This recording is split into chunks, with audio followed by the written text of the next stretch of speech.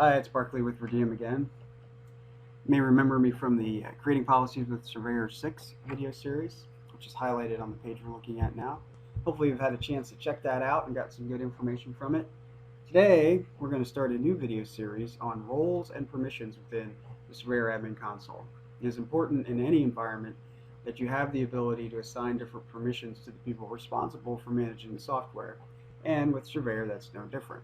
So today, in our first video, we're going to take a look at the built-in roles and permissions that come with the product upon install.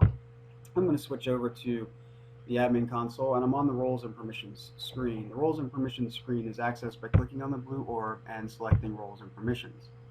You can see on the left-hand side the list of roles that are available.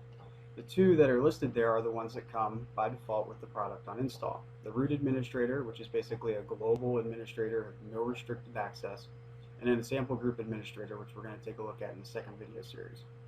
The root administrator, as I mentioned before, has full access to the product, no restrictions. They can do everything within the application. The users that have that access are defined on the users and groups page. This is the same for any role that you define within the product. You can see that you can assign groups or you can assign specific users.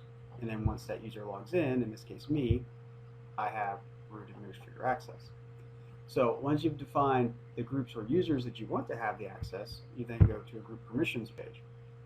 The group permissions page allows you on a non-root administrator level to determine what level of access a user should have and in what groups they should have that.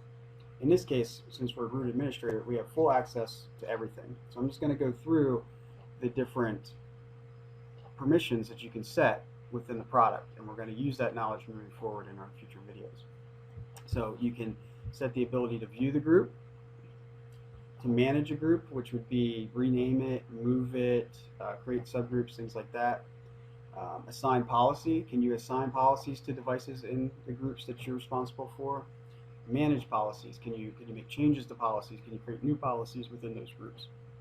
The ability to wake devices. This is critical in power management. Waking is as important, if not more so, than letting them go to sleep. So does the user have the ability to wake devices? And then change state. This is the opposite. Do you have the ability to put them to sleep or to turn them off or to reboot them, things like that?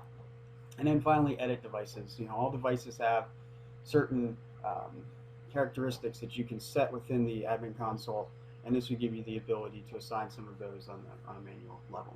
So those are the different settings you can have at the group level. There are two sets of global permissions that are assigned to the root administrator.